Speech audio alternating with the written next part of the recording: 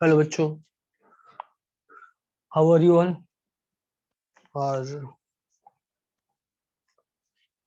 Hello, आवाज सभी को आ रही है? अच्छे से सुनाई दे रहा है सबको?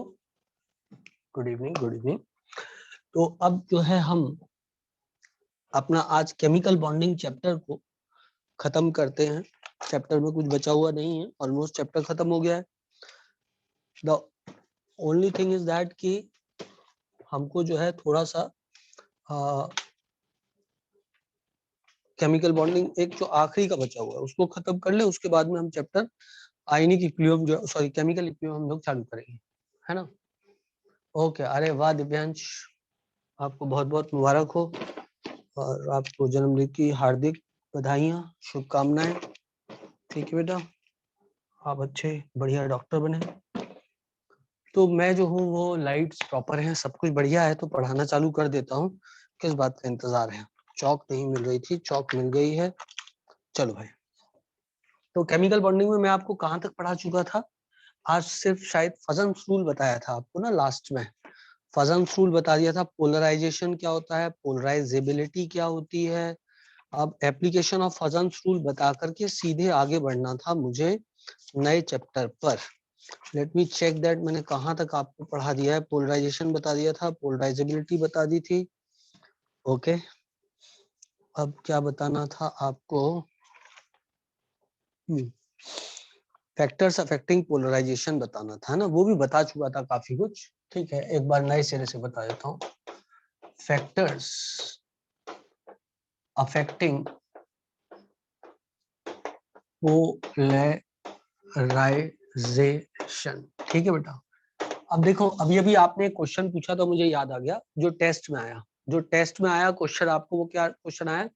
वो क्वेश्चन ये आया कि सेवंथ पीरियड में नोबल गैस नहीं होती है ना। ठीक है बेटा, सेवंथ पीरियड में नोबल गैस नहीं होती है। क्लियर है? ये वाला आया था क्वेश्चन ना। तो ये ऑप्शन सही है, क्योंकि सेवंथ पीरियड में ऑर्गेनिसॉन है, but that is not a gas. मैंने आपको बोली थी बात कि यदि हम मैथमेटिकली कैलकुलेट करते हैं उसको, तो वो पहली बात तो एस्टैब्लिश्ड नहीं है, उसके बारे में भी कंट्रोवर्सी है। लेकिन मैथमेटिकल कैलकुलेशन करने पर ये बात पता लगती है कि oganesson is has a solid structure rather than the noble gas. ये बात मैंने तुम लोगों से करी थी बीच में, बताई थी बीच में। तो अकॉर्डिंग टू दैट, वो ऑप्शन जो है, जो आपने लिखा हुआ है कि seven period consist of a noble gas, so there may be a noble element but there is no noble gas. ठीक है ना, सो दैट इज करेक्ट। और बाकी भी आदि आप कंफ्यूजन था, कोई दिक्कत की बात नहीं, क्योंकि बाकी ऑप्शंस तो गलत थे ही। तो जो बाकी ऑप्शन गलत थे या सही थे, अपन आराम से चूज कर सकते थे, तो कोई दिक्कत नहीं थी, है ना। चलो खैर, अब ये कोई कंफ्यूजन नहीं पालना चाहिए। फैक्टर्स अफेक्टिंग पोलराइजेशन नंबर 1 मैंने आपको बताया था, साइज ऑफ कैटाइन के पोलराइजेशन साइज ऑफ कैटाइन के इनवर्सली प्रोपोर्शनल होता है। ठीक है, पी स्टैंड्स फॉर पोलराइजेशन, दोबारा नहीं लिखूंगा। उसके बाद में चार्ज ऑफ कैटाइन के डायरेक्टली प्रोपोर्शनल होता है पोलराइजेशन। इसके मैंने आपको एग्जाम्पल भी बता दिए थे। इसका एग्जाम्पल साइज ऑफ कैटाइन के, तो इसका एग्जाम्पल होता कि लिथियम प्लस पोलराइजेशन ज्यादा करता है as compare to sodium plus, as compare to potassium plus, as compare to rubidium plus, as compare to caesium plus. इसके बाद में और एग्जाम्पल इसका लिखना है, तो बेरिलियम प्लस प्लस पोलराइजेशन ज्यादा करेगा, मैग्नीशियम प्लस प्लस से ज्यादा करेगा, कैल्शियम प्लस प्लस से। ठीक है, यदि इसका एग्जाम्पल देखा जाए, इसका चार्ज ऑफ कैटाइन का यदि एग्जाम्पल देखा जाए, तो चार्ज ऑफ कैटाइन के एग्जाम्पल में मैं बोल सकता हूं कि जैसे कि हम बात करें, एल्युमिनियम प्लस 3 जो है वो पोलराइजेशन ज्यादा करेगा, मैग्नीशियम प्लस 2 से ज्यादा करेगा सोडियम प्लस से पोलराइजेशन। ये इसका एग्जाम्पल हो गया। और ये दोनों एग्जाम्पल फर्स्ट पॉइंट के हो गए, कल भी हो गए थे ये एग्जाम्पल। ठीक है ना। तीसरा point, that is charge on और साइज ऑफ एनआई, है ना। P stands for polarisation, size of anion. Anion का जो साइज होता है पोलराइजेशन क्या होता है? पोलराइजेशन ओवरऑल फिनोमिना होता है ना। पोलराइजेबिलिटी एक अलग चीज है, पोलराइजिंग पावर एक अलग चीज है, दोनों को मिला दें तो पोलराइजेशन हो जाता है। तो ऑब्वियसली कैटाइन है तो it is associate with the same kind of anion, है ना। यहाँ पे ये बात याद रखती है कि कैटाइन है विद सेम एनाइन, कैटाइन है विथ सेम एनाइन, एनाइन कोई एक होना चाहिए, है ना। जैसे मान लो एग्जाम्पल, मान लो हमने क्लोराइड ले लिया, तो इन सबके सामने क्लोराइड रख दो, जितने भी एग्जाम्पल है, तो आपका जो है पोलराइजेशन का ऑर्डर जो है वो निश्चित हो गया। ठीक है, खाना बोलना पड़ेगा, जल्दी से बोलो, क्या बात क्लियर है आपको? ठीक है ना। पोलराइजेशन और पोलराइजिंग पावर मैंने आपको बहुत अच्छे से समझा दिया लास्ट क्लास में। अब साइज ऑफ द एनाइन, ठीक है ना, आज ही अपन केमिकल इक्विलिब्रियम चालू कर देंगे, है ना बेटा। साइज ऑफ द एनाइन, और कल मैं आपको एक्स्ट्रा पढ़ाऊंगा केमिकल बॉन्डिंग में, थोड़ा सा हायर लेवल का, जो मैंने आपसे बोला था कल रात को पढ़ाऊंगा मैं, ठीक है ना। चलो अब आगे बढ़ते हैं, हम आगे पढ़ते हैं और ज्ञान की गंगा बहाते हैं। मैं आपसे क्या बोल रहा था? Size of A9. Size of A9 में क्या देख लूं मैं साइज ऑफ एनाइन में, जैसे कि मान लो मेरे पास है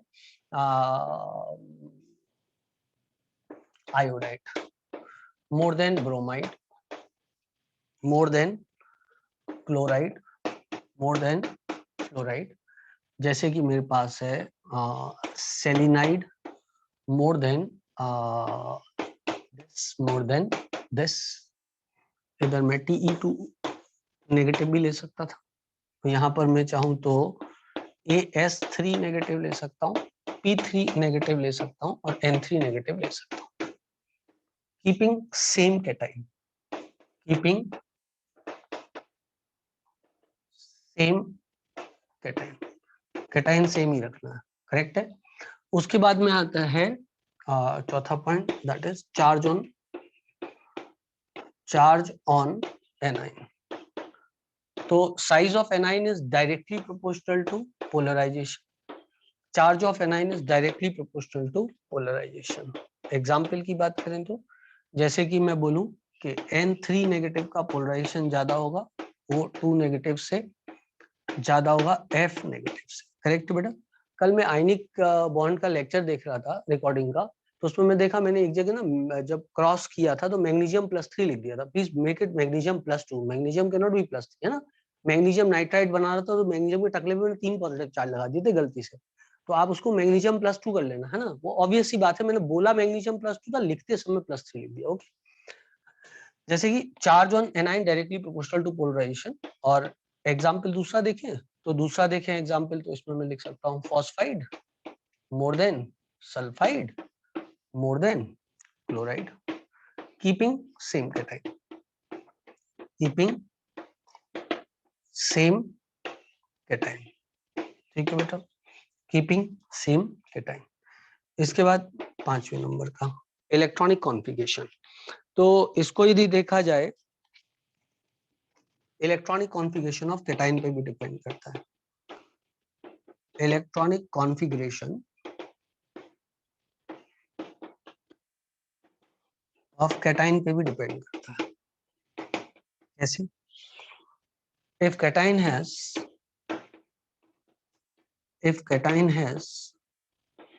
pseudo noble gas configuration, noble gas configuration, जब pseudo noble gas configuration होती है तो 10 electrons are present in d subshell, 10 electrons present in d subshell। याद आया बेटा? pseudo inert gas configuration का मतलब क्या होता है? जब 18 इलेक्ट्रॉन आउटर मोस्ट शेल में होते हैं, है ना, तो उसको बोलते हैं अपन सूडो, कैटाइन के आउटर मोस्ट शेल में 18 इलेक्ट्रॉन होते हैं, उसको बोलते हैं सूडो इनर्ट गैस कॉन्फ़िगरेशन। उन 18 में से 10 इलेक्ट्रॉन जो होते हैं वो डी सब शेल में होते हैं, which do not do proper shielding, which do not do proper screening, proper shielding नहीं करते, therefore they tend to pull electron density of anion more, क्योंकि स्क्रीनिंग ज्यादा नहीं होगा तो उनका Z effective बढ़ जाएगा, therefore Z effective increases। जब Z effective increase हो जाएगा तो they will pull the electron density of anion more towards themselves. Therefore, they pull electron density of anion more. आ गया समझ में सब लोग को? दिख रहा है बेटा? ठीक है ना? चलो जल्दी से इसको नोट, जल्दी से इसको नोट कर लो, फटाफट झटापट.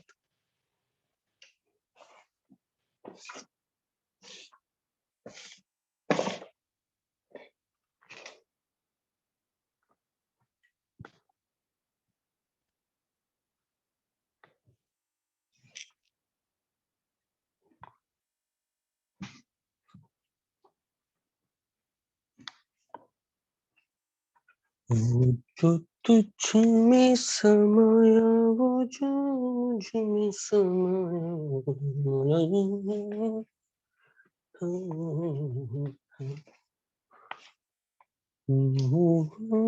फर्क फर्क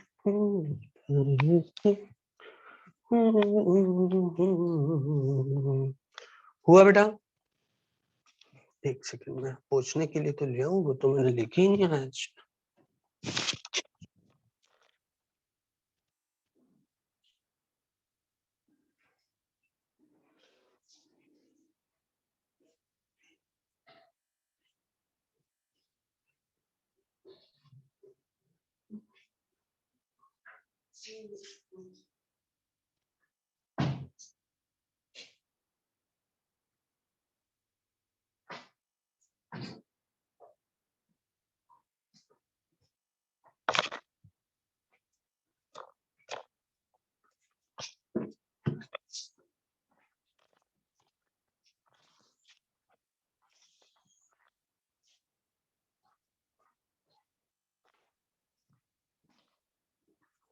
इस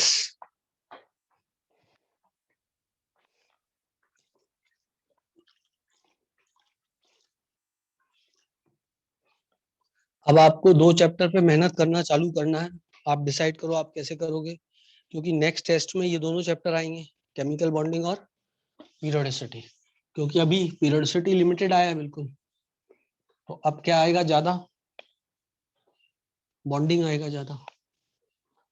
ओ सॉरी, पीरियोडिसिटी का बचा हुआ पोर्शन आएगा बहुत सारा और बॉन्डिंग आएगा. तो इसलिए इन 2 चैप्टर्स पे मेहनत करना चालू कर दो, लपक के हाई. पर फिर मैं बोल रहा हूँ केमिकल इक्विलिब्रियम को कमजोर मत करना, क्योंकि इक्विलिब्रियम भी आएगा. वो फिजिकल में कुछ ना कुछ सिलेबस मांगेंगे ही मांगेंगे. तो फिजिकल में शायद किसी सेंटर पे हो सकता है इक्विलिब्रियम कंप्लीट हो गया होगा, तो वो मांगेंगे. तो तब तक मैं इक्विलिब्रियम कंप्लीट कर ही दूंगा नेक्स्ट टेस्ट तक. तो इसका मतलब आपका नेक्स्ट टेस्ट का सिलेबस काफी भारी होने वाला है. समझ रहे हो आप? केमिकल इक्विलिब्रियम आएगा और साथ में पीरियोडिसिटी और केमिकल बॉन्डिंग. तो पीरियोडिसिटी केमिकल बॉन्डिंग के लिए एक अलग से शेड्यूल बना के छोटा छोटा इसको कवर करना है, और इक्विलिब्रियम को भी अच्छे से पढ़ते रहना है. एग्जाम आपको निकालना है, मेहनत भी आपको ही करनी पड़ेगी. समझ रहे? जो जितनी मेहनत कर जाएगा साइलेंटली, वो उतना आगे बढ़ जाएगा.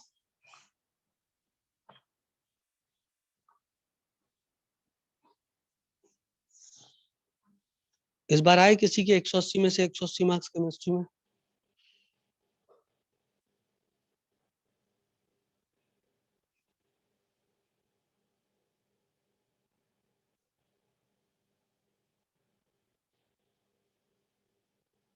हाँ सही है. हाँ मैंने कहा था ना, मैं आपको पढ़ाऊंगा, रिवीजन नहीं कराऊंगा. रिवीजन का नहीं बोला था मैंने, बोला था रोज आप एक टॉपिक खत्म करोगे और मैं उसके डाउट्स आपको बताऊंगा. रिवीजन का मैंने आपसे कुछ भी नहीं बोला कि मैं आपको रिवीजन कराने वाला हूँ उन टॉपिक्स की, क्योंकि रिवीजन के लिए तो आपके पास ऑलरेडी वीडियो लेक्चर्स हैं. तो जब इतनी अच्छी चीज आपके पास है तो आप क्यों फालतू की चीजें चाहते हो, है ना? पर आपको क्या करना है, मैं एक वन शॉट बनाऊंगा, लेकिन आपको वन शॉट पे डिपेंडेंट नहीं रहना है. हाँ खुशी बहुत बढ़िया बेटा, 168 खुशी के मार्क्स हैं, किसी के 168 से ज्यादा हैं. तो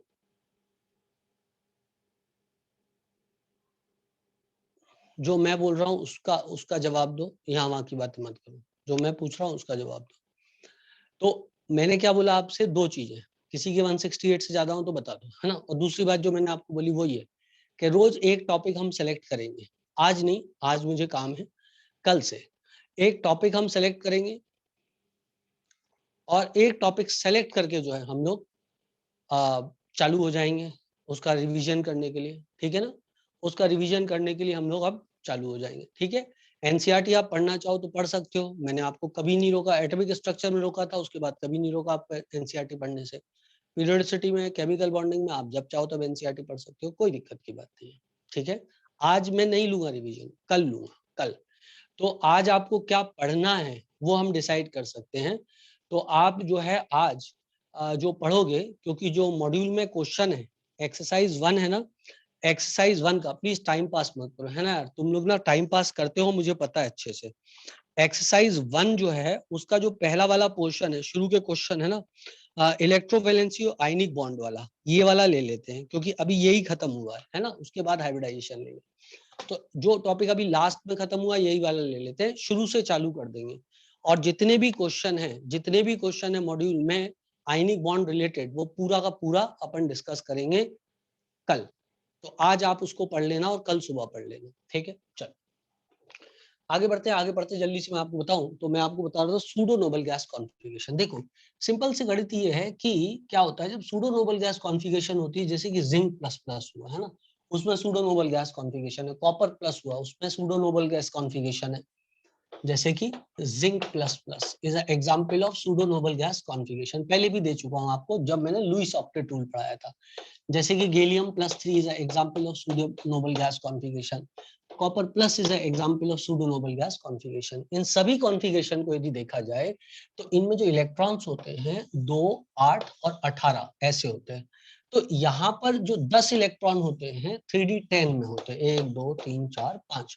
तो यहाँ पर 10 इलेक्ट्रॉन डी सबशेल में होते हैं और आपको पता है कि डी सबशेल के इलेक्ट्रॉन अच्छी स्क्रीनिंग नहीं करते।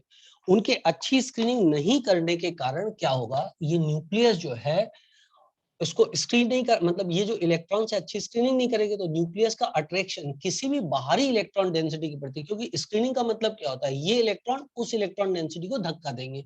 तो जब ये इलेक्ट्रॉन्स उस इलेक्ट्रॉन डेंसिटी को धक्का नहीं देंगे तो ऑब्वियस सी बात है क्या होगा, ये अंदर की ओर आ जाएगा, अफेक्टिव न्यूक्लियर चार्ज क्या होगा, बढ़ जाएगा। न्यूक्लियस स्क्रीन नहीं हो रहा है, न्यूक्लियस की स्क्रीनिंग नहीं हो रही है प्रॉपर्ली। इसके कारण क्या होता है, इसके कारण ऑब्वियसली जेड फैक्टर बढ़ जाता है और पोलराइजेशन का फिनोमेना बढ़ जाता है। क्या बात क्लियर है आप लोग को? जितने ज्यादा डी और एफ के इलेक्ट्रॉन रहेंगे पोलराइजेशन उतना ही ज्यादा बढ़ जाएगा, जितने ज्यादा डी और एफ के इलेक्ट्रॉन रहेंगे पोलराइजेशन उतना ही ज्यादा बढ़ जाएगा। जैसे कि हम बात करें HgCl2 की बात करें, है ना, और बात करें CdCl2 की, और बात करें ZnCl2 की, करेक्ट है यहाँ पर।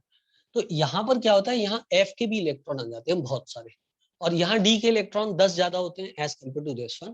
तो यहाँ स्पेशल केस ये होता है कि डाउन द ग्रुप जो होता है वो पोलराइजेशन बढ़ता है घटने की जगह, तो इसका पोलराइजेशन इसमें ज्यादा है और इसमें ज्यादा है, ऑर्डर ऑफ पोलराइजेशन, ये एक स्पेशल एग्जाम्पल है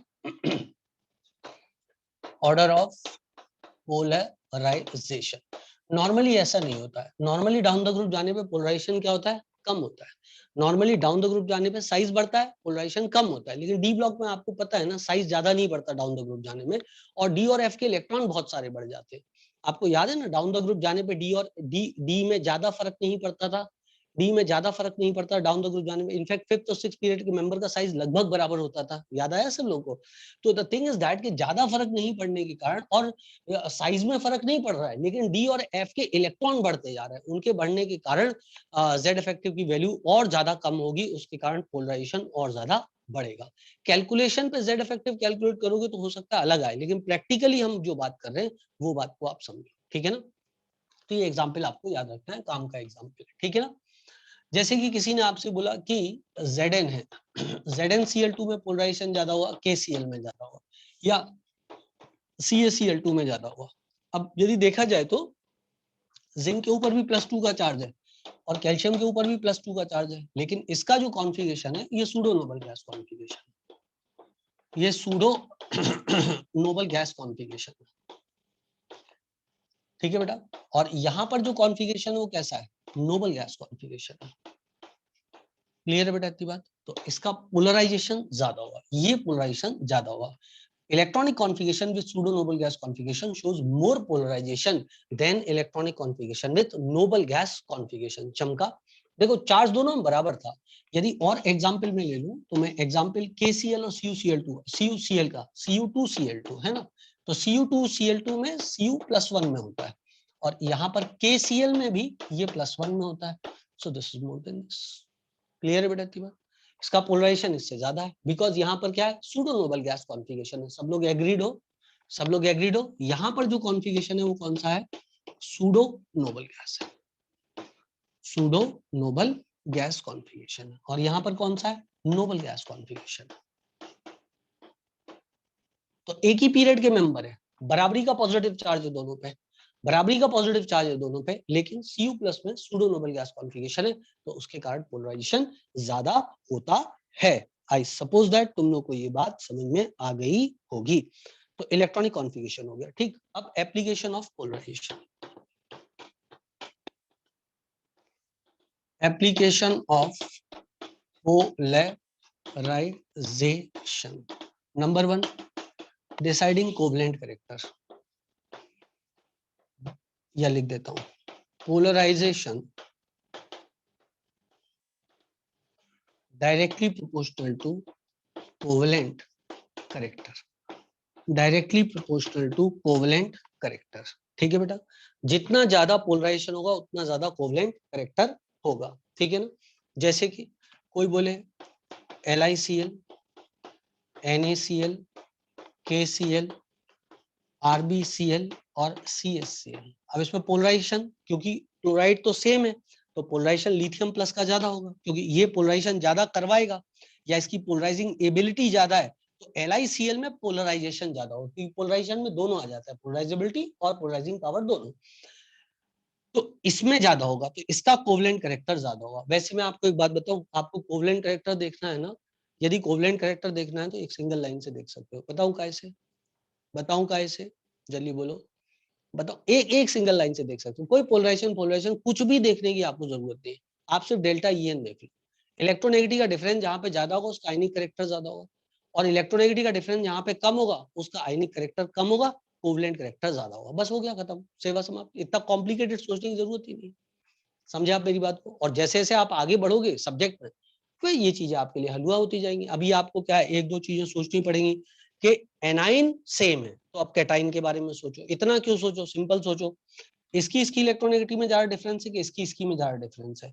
इसकी इलेक्ट्रोनेगेटिव 1 है, इसकी 3 है, इसकी 0.9 है, इसकी 3 है, इसकी 0.8 है, इसकी 3 है। तो समझ में आ गई बात, करेक्ट है बात। This greater than this, greater than this और ग्रेटर देन दिस। और जब ये कंफ्यूजन हो जाए कि सर ग्रुप में कभी कभी दो एलिमेंट की इलेक्ट्रोनेगेटिव सेम होती है, तो पोलराइजेशन डिसाइड करते हुए जो नीचे है वो पोलराइजेशन कम करेगा, कैटाइन।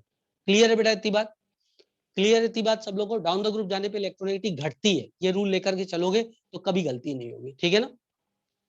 LiCl, अब जैसे किसी ने आपसे ये पूछा कि बताओ भाई पोलराइजेशन किसमें ज्यादा है, MgCl2 में ज्यादा है, AlCl3 में ज्यादा है, या NaCl में ज्यादा है। तो आप खुद ही देख लो इलेक्ट्रोनेगेटिव का डिफरेंस, डिफरेंस कहां पे बड़ा है इलेक्ट्रोनेगेटिव का, किनकी इलेक्ट्रोनेगेटिव में ज्यादा डिफरेंस है, NaCl में कि AlCl3 में। इलेक्ट्रोनेगेटिविटी का डिफरेंस कहां बड़ा हुआ। अरे यार तुम क्या पढ़ाऊं मैं तुम लोगों को, यदि तुम यही बात नहीं बता पाओगे तो कैसे पढ़ाऊंगा भाई। NaCl, NaCl में ज्यादा होगा ना भाई इलेक्ट्रोनेगेटिव का डिफरेंस। अरे इलेक्ट्रोनेगेटिव लेफ्ट में क्या होती है, कम होती है, राइट में ज्यादा होती है। तो डिफरेंस कहाँ पे कम होगा, डिफरेंस यहाँ कम होगा, यहाँ ज्यादा होगा। तो यहाँ डिफरेंस ज्यादा तो यहाँ आयनिक कैरेक्टर ज्यादा, यहाँ आयनिक कैरेक्टर ज्यादा तो यहाँ कोवलेंट कैरेक्टर ज्यादा। तो ये हो गया ऑर्डर ऑफ पोलराइजेशन, करेक्ट है इतनी बात। ऑर्डर ऑफ पोलराइजेशन, इलेक्ट्रोनेगेटिव आपको याद रखनी है, बस वैल्यू भी याद नहीं रखनी है। सिंपल सिंपल लिटिल स्टार है। लेफ्ट टू राइट इलेक्ट्रोनेगेटिव क्या होती है, लेफ्ट टू राइट इलेक्ट्रोनेगेटिव क्या होती है, बढ़ती है। लेफ्ट टू राइट बढ़ रही है, क्लोरीन की तरफ जा रही है इलेक्ट्रोनेगेटिव, डिफरेंस क्या होगा, डिफरेंस कम होता जाएगा, ठीक है ना। डिफरेंस क्या होगा, डिफरेंस कम होता जाएगा, ठीक। तो इसकी पोलराइजेशन कम होगी, इसकी पोलराइजेशन ज्यादा होगी। चलो और आगे बढ़ते हैं थोड़ा सा। आयनिक करेक्टर के बारे में मैंने आपको बताया और अब आगे बताता हूं, that is psi is directly okay, एक psi is directly to determine the covalent and ionic character of the molecule, और psi से रिप्रेजेंट किया उसको। देखो ये psi जो है एक अलग टर्म है, ये जो psi टर्म है ना, एक टर्म होता है आयनिक पोटेंशियल, एक टर्म होता है आयोनिक पोटेंशियल। मैंने पहले भी आपको ये टर्म पढ़ाया है डायगोनल रिलेशनशिप में ना। आयनिक पोटेंशियल मतलब होता है charge of cation upon size of cation, upon size of cation. मतलब आयनिक पोटेंशियल की वैल्यू ज्यादा होगी यदि कैटाइन पे चार्ज ज्यादा हो, उसका साइज छोटा हो। तो आयनिक पोटेंशियल की वैल्यू पोलराइजेशन के डायरेक्टली प्रोपोर्शनल हुई कि इनवर्सली प्रोपोर्शनल हुई, सोच के बोलना। आयनिक पोटेंशियल की वैल्यू पोलराइजेशन के डायरेक्टली प्रोपोर्शनल हुई कि इनवर्सली प्रोपोर्शनल हुई, सोच के बोलना। ऑब्वियसली डायरेक्टली प्रोपोर्शनल हुई। सो साई इज, इसको आयनिक पोटेंशियल को अपन रिप्रेजेंट करते हैं फाई के द्वारा, तो phi is directly proportional to polarisation. एक लाइन जिससे आप पोलराइजेशन पता लगाओगे वो क्या है, वो इलेक्ट्रोनेगेटिविटी का डिफरेंस। जिस केस में इलेक्ट्रोनेगेटिविटी का डिफरेंस ज्यादा मिल जाए, आप समझ जाने वहां पे आयनिक करेक्टर ज्यादा है, और जहां आयनिक करेक्टर ज्यादा है वहां कोवलेंट करेक्टर कम है। बस आपका काम बन जाएगा, 99% एग्जाम्पल में आपका काम बन जाएगा। और जो 1% में नहीं बनेगा समय के साथ वो भी आ जाएगा, आप टेंशन मत। अभी 11th में जब आप बहुत मासूम हो, एकदम छोटे से हो, उस समय आप इस बात को याद रखो। धीरे धीरे सब्जेक्ट विकसित होता है और वो एक्सेप्शनल केसेस भी आपके दिमाग में आ ही जाएंगे समय के साथ। मिटा दूं क्या इसको मैं? सब लोग इस बात को याद रखेंगे, पोलराइजेशन कहाँ पे ज्यादा है, फाई की वैल्यू कहाँ पे ज्यादा है, कोवलेंट करेक्टर कहाँ पे ज्यादा, ये सब एक ही बात है। पोलराइजेशन, कोवलेंट करेक्टर, फाई, ये सब एक ही बात है। एक ही बात है मतलब सिमिलर सी बात है, एग्जैक्टली सेम नहीं है, लेकिन एक दूसरे के प्रपोर्शनल है। फाई ज्यादा तो पोलराइजेशन ज्यादा, तो कोवलेंट करेक्टर ज्यादा। ठीक है बेटा, क्या बात को मेरी सुना है आपने? साइज को साइज लिखा है, size of size, okay, size of cation है बेटा ये, सॉरी, इसको साइज ऑफ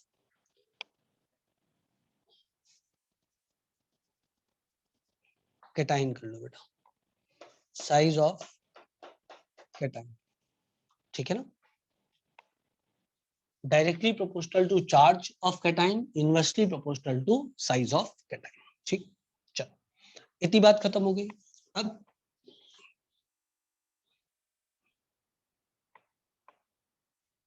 एक और बहुत सरल सी बात करूंगा आपसे, सरल ही बिल्कुल पढ़ाऊंगा, आप टेंशन मत लो। अब आता है मेल्टिंग पॉइंट और बॉइलिंग पॉइंट। बहुत सरल है, मेल्टिंग पॉइंट और बॉइलिंग पॉइंट। आप खुद सोचो बेटा, किसका मेल्टिंग पॉइंट बॉइलिंग पॉइंट ज्यादा होगा, जिसका आयनिक करेक्टर ज्यादा होगा या जिसका कोवलेंट करेक्टर ज्यादा होगा?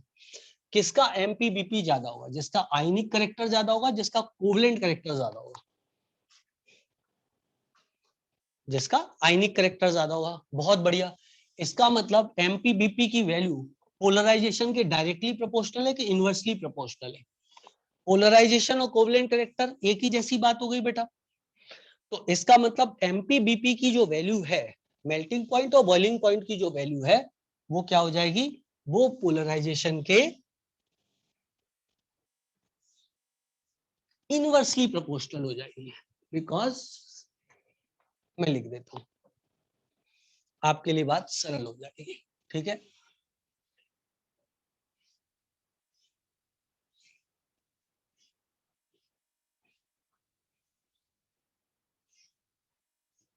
देखो हम ऐसा करते हैं, मैं लिखता हूं कि MP and BP is directly proportional to ionic character,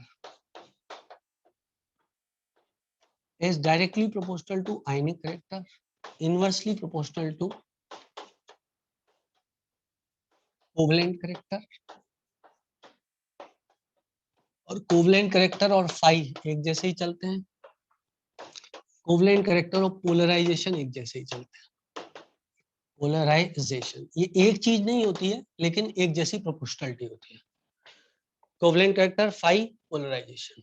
ionic character की एमपीबीपी डायरेक्टली प्रोपोर्शनल होता है, कोवलेंट करेक्टर फाई और पोलराइजेशन के इनवर्सली प्रोपोर्शनल होता है। पोलराइजेशन क्या होता है, दो चीजों से मिलकर बना होता है, पोलराइजिंग पावर और पोलराइजेबिलिटी से। क्लियर है बेटा इतनी बात सब लोगों को? ठीक है, जितना ज्यादा आयनिक करेक्टर होगा उतना ज्यादा एमपीबीपी हो जाएगा। ठीक है, एग्जाम्पल यदि मैं लूं तो सिंपल वाले एग्जाम्पल लेते हैं। जैसे किसी ने बोला NaF, MgF2 और AlF3, यदि किसी ने ये बोला आपसे, है ना, और पूछा कि बताओ किसका F3 किसका एमपीबीपी ज्यादा होगा, तो ऑब्वियसली इसका एमपी ज्यादा होगा as compare to this one, कि उल्टा होगा,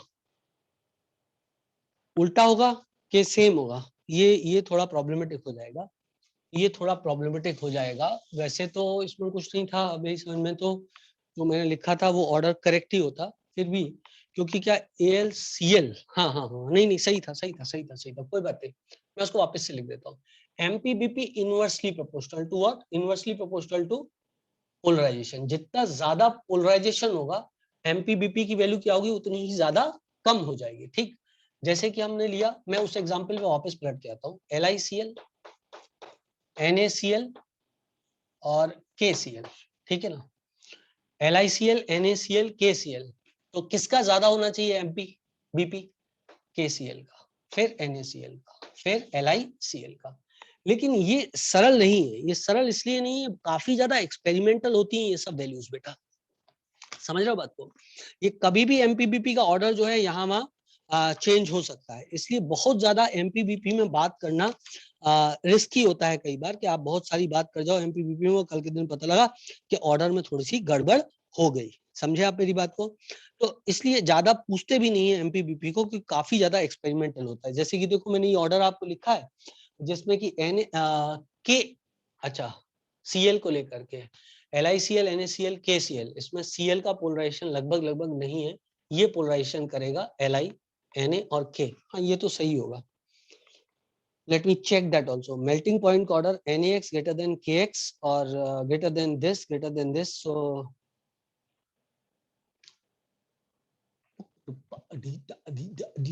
ये भी LiCl, KCl, NaCl ना, ये ऑर्डर भी MP का NaX greater than Kx, NaF greater than KF greater than LiF greater than RBF greater than CSF, गड़बड़ हो रहा है बेटा ये ऑर्डर, ये एमपीबीपी में ऑर्डर इधर गड़बड़ हो रहा है क्योंकि इसमें एक्सेप्शंस बहुत हैं।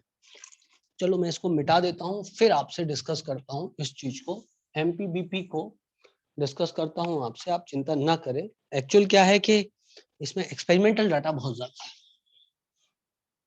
और at the end of the day इसको समझने की कोशिश कितनी भी करो, लास्ट में आके समझ में आता है कि ये ऑर्डर तो याद ही करना पड़ेगा। तो मैं आपको कुछ ऑर्डर्स लिखाता हूँ, तो आप उन ऑर्डर से आगे बढ़ेंगे। मेल्टिंग पॉइंट का ऑर्डर जैसे मेरे पास है, अब देखो आप कुछ ऑर्डर में लिख देता हूँ। जैसे मैंने लिखा CaF2 greater than MgF2 greater than SrF2 greater than CF2 greater than MgF2 greater than SrF2 और greater than BaF2 greater than BeF2, correct है। अब यहाँ पे आपके दिमाग में कुछ कंफ्यूजन हो सकता है, मैं मान रहा हूँ उस बात को, पर मैं अपनी बात को जस्टिफाई करने की कोशिश करता हूँ। जैसे CF2 MgF2 है, इधर आप समझोगे तो कचरा होगा, क्योंकि क्या है कि ये Mg++ पोलराइजेशन कर रहा है, तो CaF2 का जो मेल्टिंग पॉइंट है वो ज्यादा हो गया, लेकिन SrF2 और CF2 का मेल्टिंग पॉइंट अलग चल रहा है, BF2 का अलग चल रहा है, वो ऑर्डर फॉलो नहीं कर रहा है जो ऊपर लिखा हुआ है। ये जनरल ट्रेंड बिल्कुल सही लिखा हुआ है, लेकिन हर केस में ये ट्रेंड बने ये कतई जरूरी नहीं है। जैसे BF2 का कम हो गया, अब BF2 का क्यों कम हो गया, उसका रीजन है कि पोलराइजेशन ज्यादा है बेरिलियम के द्वारा, तो इसका मतलब हाईएस्ट किसका होना चाहिए था, BF2 का होना चाहिए, लेकिन नहीं, यदि हम पोलराइजेशन से मान के चले तो लोएस्ट BF2 का होना चाहिए था, करेक्ट है, लेकिन हाईएस्ट किसका होना चाहिए था, BF2 का होना चाहिए था, लेकिन नहीं है ऐसा। तो ऑर्डर जो है वो हाईली एक्सपेरिमेंटल है, मेल्टिंग पॉइंट के कितना भी समझेंगे तो भी at the end of the day जाकर के कुछ ऑर्डर्स हमें याद ही करने पड़ेंगे, इसलिए एग्जाम में नहीं आते हैं। समझ रहे हो आप मेरी बात को, मार तमाम ऑर्डर है। एक बात तो लटाइस एनर्जी का ऑर्डर अलग चलेगा कई बार, मेल्टिंग पॉइंट बॉइलिंग पॉइंट का ऑर्डर कई बार अलग चलेगा, तो at the end of the day हमको उसको याद करना पड़ेगा। तो कुछ एग्जाम्पल्स मैं आपको लिख देता हूं जो आपको याद कर लेने चाहिए मेरे हिसाब से, और आपके लिए ज्यादा सही रहेगा, और कुछ मैं एनालॉजी भी उसमें बना दूंगा, सुनना आप बात को मेरी ध्यान से, है ना। जैसे कि मेल्टिंग पॉइंट अब ऑक्साइड्स का लिखता हूँ, कृपया करके सभी बच्चे इस पे ध्यान देना, और मैं उसको जस्टिफाई कर दूंगा एक हद तक, और वो है MgO greater than CaO greater than BO greater than SRO greater than BAO। Correct है, ये हो गया ऑर्डर। और मेल्टिंग पॉइंट का एक और ऑर्डर मैं आपको बताता हूं, और वो ऑर्डर है मेल्टिंग पॉइंट का TiC greater than SCN greater than MgO greater than NaF greater than NaF। ये एक और एग्जाम्पल हो गया। अब इन सभी एग्जाम्पल में यदि आप एनाइन देखो तो here A9 is oxide and fluoride which are not polarized much due to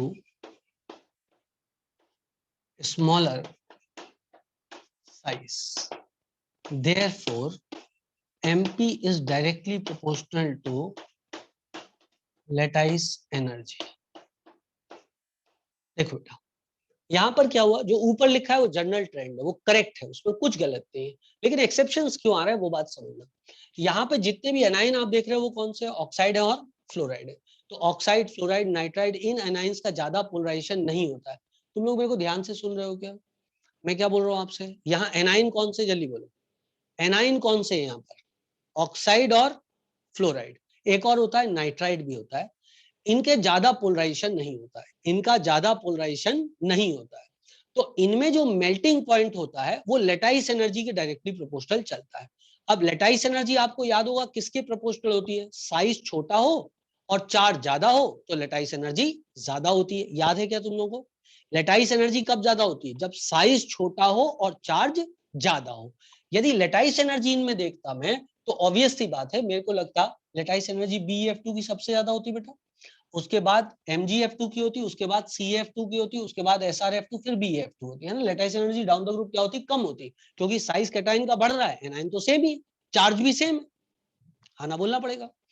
जैसे ऑक्साइड में लेटाइस एनर्जी देखते हैं तो ऑक्साइड में लेटाइस एनर्जी क्या होती? सबसे ज्यादा बेरिलियम ऑक्साइड की होती और सबसे कम बेरियम ऑक्साइड की होती, क्योंकि चार्ज सेम है, चार्ज सेम है, एनाइन भी सेम है, चार्ज सेम है, एनाइन भी सेम है। अब सिर्फ कैटाइन पे लेटाइस एनर्जी डिपेंड करेगी, तो कैटाइन का आकार बढ़ा तो लेटाइस एनर्जी कम, कैटाइन का आकार छोटा तो लेटाइस एनर्जी ज्यादा। तो ये सब फ्लोराइड और ऑक्साइड के एग्जांपल्स में हम देखेंगे कि मेल्टिंग पॉइंट और boiling point down the group क्या हो रहा है? कम हो रहा है। Therefore in case of fluorides, oxides, melting point decreases down the group, melting point down the group decrease होता है with few exceptions। अब exception क्या है? एक exception ये हो गया, एक exception MgF2 इधर आ गया, ये हो गया बेटा। यहां पर एक्सेप्शन VO थर्ड पोजीशन पे आ गए, ये हो गया। समझ लो, क्या बात समझ में आई सब लोगों को? आना बोलना पड़ेगा जल्दी से। ये ग्रुप के थे बेटा, ये ग्रुप के थे, और यहां पर तो क्लियर कट दिखाई दे रहा है कि इस पे +4 का चार्ज है, इस पे -4 का चार्ज है, इस पे +3 का चार्ज है, इस पे -3 है, इस पे +2 है, इस पे -2 है, इस पे +1 है, इस पे -1 है। तो ये तो लेटाइस एनर्जी को वैसे ही करस्पॉन्ड कर रहा है, कोई दिक्कत की बात ही नहीं है, ठीक है ना। लेटाइस एनर्जी को तो ये करस्पॉन्ड कर ही रहा है, क्योंकि ज्यादा चार्जेस ज्यादा lattice energy, simple simple little star, ठीक। अब कुछ काम के और मैं आपको मेल्टिंग पॉइंट लिख देता हूं, सभी नहीं लिखूंगा क्योंकि उनकी जरूरत नहीं है, सच वो अननेसेसरी कंफ्यूजन करते हैं, कोई मतलब नहीं निकलता है, ठीक है बेटा।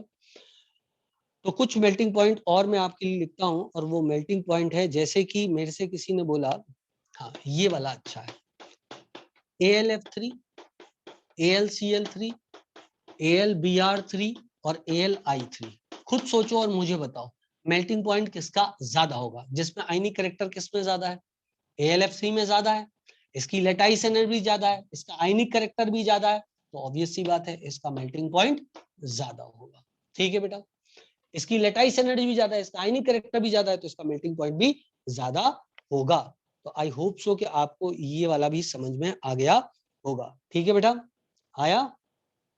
अब एक एग्जाम्पल मैं और ढूंढ रहा हूँ जो कि मुझे अच्छा लगता है और मुझे लगता है वो एग्जाम्पल आपको पता होना चाहिए। खैर यहाँ नहीं दिया लेकिन मैं लिख देता हूँ। ये देखो, ये NaCl है, ये MgCl2 है और ये है AlCl3। करेक्ट है। लगता ऐसा है कि इसका मेल्टिंग पॉइंट ज्यादा होना चाहिए, इसकी लेटाइस एनर्जी ज्यादा होनी चाहिए, लेकिन ऐसा होता नहीं है, होता NaCl का ज्यादा है, फिर MgCl2 का है। यदि कोई कारण आपसे पूछे कि ऐसा क्यों हुआ, तो आप बोल देना एक्सेसिव पोलराइजेशन के कारण यहाँ पर कोवलेंट कैरेक्टर बहुत ज्यादा बढ़ गया, इसके कारण यहाँ मेल्टिंग पॉइंट कम हो गया, यहाँ मेल्टिंग पॉइंट बढ़ गया। लेकिन ये क्लोराइड्स में है, ये ऑर्डर काय में है, क्लोराइड्स में ये ऑर्डर फिट होता है। ये काफी इंपॉर्टेंट एग्जाम्पल है, आपको पता होना चाहिए। ऊपर वाले एग्जाम्पल भी ठीक ठीक इंपॉर्टेंट है, मैं ये नहीं कहूंगा आपसे कि बहुत बहुत ज्यादा एज सच इंपॉर्टेंट हैंगे, पर ठीक ठीक इंपॉर्टेंट हैंगे। ठीक हैंगा, बात समझ में आ रही हैंगी सब लोगों को?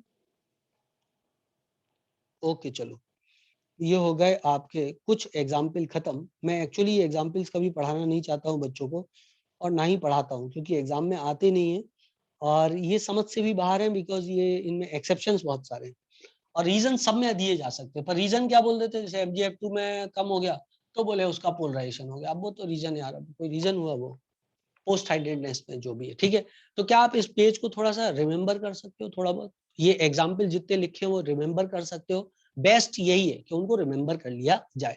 और कोई आपके पास एज सच जादुई छड़ी नहीं है कि बिना आंसर पता किए आप इसके ऑर्डर्स को पता लगा लो। There are too many exceptions in this cases. ठीक है बेटा, चलो मैं इसको मिटाना चाहता हूँ और जल्दी मिटाना चाहता हूँ। यदि आप कहें तो मैं इसको मिटा दूं। लास्ट टॉपिक है, पर वो तो समझ में आता है, ये नहीं आता समझ में, इसमें मैं कुछ नहीं कर सकता क्योंकि टोटली एक्सपेरिमेंटल। मिटा दूं इसको बेटा, जल्दी बोलो। तो तुम पिंकी प्रॉमिस कर रहे हो कि उसको याद कर लोगे, 2-4 बार देख लोगे इसको, है ना, तो आपका काम बन जाएगा। ठीक, 2-4-5 बार इसको देख लेना है बेटा, तो आपका काम बन जाएगा। इस पे मैं बहुत पैपे कर सकता हूँ, लेकिन at the end of the day कोई फायदा नहीं होता है, क्लास का टाइम वेस्ट होता है और एग्जाम में भी नहीं आता है, सबसे बड़ी बात यह है। तो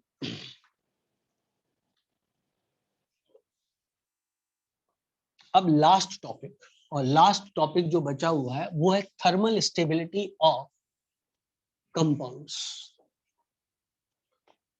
वो बहुत सरल है, thermal stability of compounds.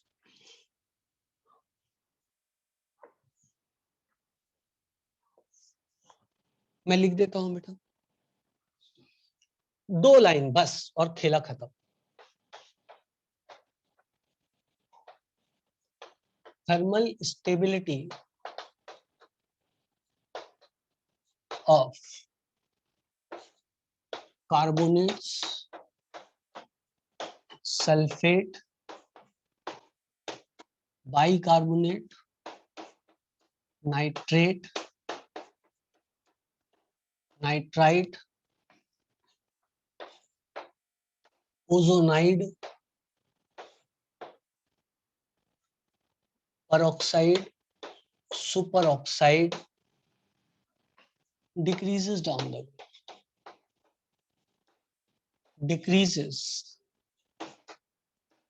the group। जैसे यदि कोई आपसे, सॉरी डिक्रीजेस नहीं है, इंक्रीजेस डाउन द ग्रुप। जैसे थर्मली स्टेबल बेरियम सल्फेट ज्यादा स्टेबल होता है, then strontium sulphate, then calcium sulphate, then magnesium sulphate, then what is that, beryllium sulphate. Correct. जैसे कि barium carbonate is more thermally stable than strontium carbonate, more than calcium carbonate, more than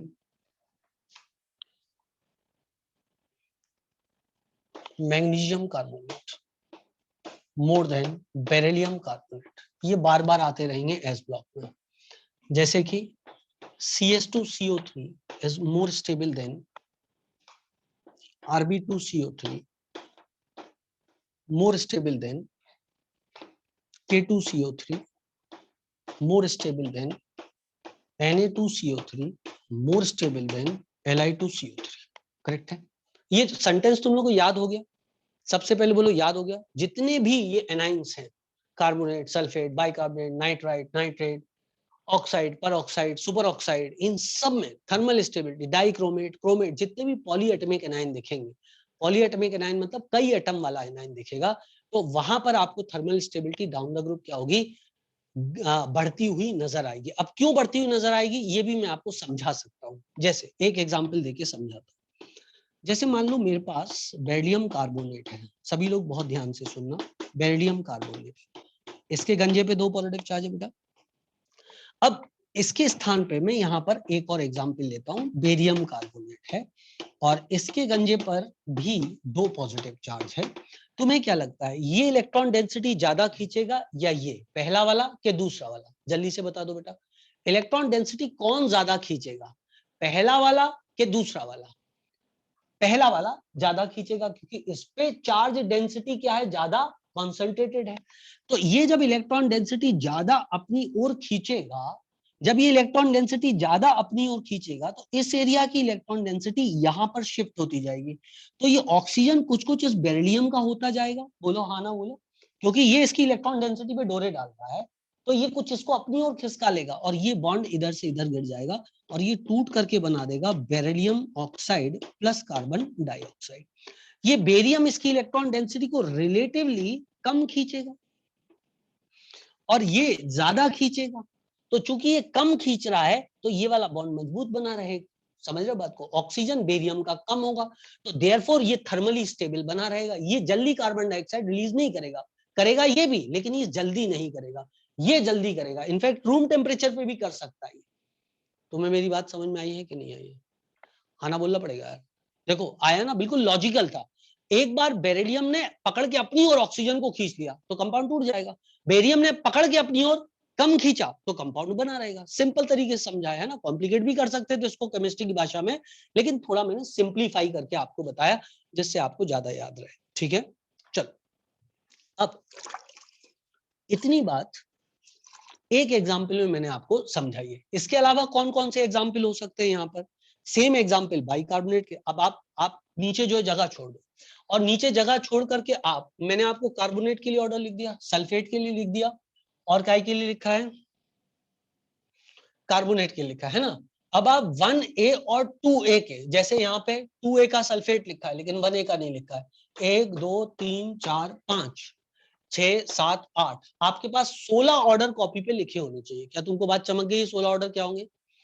एक बार lithium, sodium, potassium, rubidium के साथ और एक बार beryllium, calcium, magnesium इनके साथ में। तो 16 लाइन आप छोड़ दो, 17-18 लाइन छोड़ दो और उन लाइंस में आप खुद एग्जाम्पल बना लेना कि किसकी स्टेबिलिटी का ऑर्डर क्या होगा। समझ गए ना? बना लोगे ना ऑर्डर? सब लोग समझ गए ना? डाउन द ग्रुप स्टेबिलिटी बढ़ेगी इन सब की, 1A की भी और 2A की भी। करेक्ट है?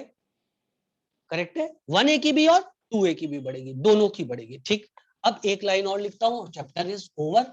एक चीज मेरे को आपको सॉल्युबिलिटी में, मैं आपको हेलाइट्स की सॉल्युबिलिटी बताना भूल गया था थोड़ी सी, वो बता दूंगा मैं आपको और मैं नया चैप्टर चालू कर सकता हूँ। पर मैं फिर भी बोल रहा हूँ कि अभी मैं आपको बहुत सारा केमिकल बॉन्डिंग में एक्स्ट्रा और पढ़ाऊंगा। हमारी भी मजबूरियां हैं क्योंकि केमिकल इक्विलिब्रियम अब चालू करना ही है, तो मैं चैप्टर को एक हद से ज्यादा और एक्सटेंड नहीं करना चाहता। और सबसे बड़ी बात यह है कि एग्जाम में आता भी नहीं है, तो वो दोनों चीजों को देखते हुए ये जो कॉपी आपने क्लास में बनाई है ये नीट के लिए मोर देन सफिशिएंट है। हाँ, जिसे अच्छा पढ़ना है थोड़ा और, जिससे उसका कॉन्फिडेंस बढ़े सब्जेक्ट में, अच्छा पढ़ना इज ऑलवेज गुड, हमें आइडिया लगता है सब्जेक्ट के बारे में, तो उसको मैं एक्स्ट्रा कल पढ़ाऊंगा। थोड़ा सा ऐसे करके 2-4 बार पढ़ाऊंगा और केमिकल बॉन्डिंग बहुत बहुत पक्का करा दूंगा आपका। पर आपको भी वादा करना है कि आप भी ईमानदारी से मेहनत करोगे। सिर्फ मैं मेहनत नहीं करूंगा, आपको पता है यदि आप लोगों ने मेहनत कम करी तो मैं एक आध क्लास लेने के बाद एक्स्ट्रा क्लास जो मेहनत वाली है वो बंद कर दूंगा। आप समझ लो इस बात को। चलो आगे बढ़ते हैं। ठीक है बेटा, क्लियर है बेटा इतनी बात? हाँ ना बोलना पड़ेगा, सही है। देखो, एक्स्ट्रा पढ़ाने का कोई एक्स्ट्रा फायदा मुझे पर्सनली नहीं, मानते हो इस बात को? इस बात को मानते हो? एक्स्ट्रा पढ़ाने का मुझे सिर्फ पर्सनली नुकसान है, इस बात को भी मानते हो? पहला नुकसान, अपने आप को एक्स्ट्रा वर्क करना, फालतू में उस आवर में वर्क करना जिस आवर में लोग अपने आराम से घर में सोते हैं। तो इसका मतलब घर पे बीवी को जवाब देना, बच्चों को जवाब देना कि इतनी रात को क्यों पढ़ा रहे हो, इंस्टीट्यूट को जवाब देना कि इतनी रात को क्यों पढ़ा रहे हो, किसी पेरेंट ने बोल दिया क्यों पढ़ा रहे हो, उनको जवाब देना। मेरा पर्सनल फायदा क्या है? जीरो, सिर्फ नुकसान है और कुछ नहीं है। पर्सनल फायदा किसका है? यदि कोई भी एक्स्ट्रा क्लास लगती है तो इसमें पर्सनल फायदा किसका है? आप सोचो, सिर्फ बच्चों का, और किसी का फायदा नहीं।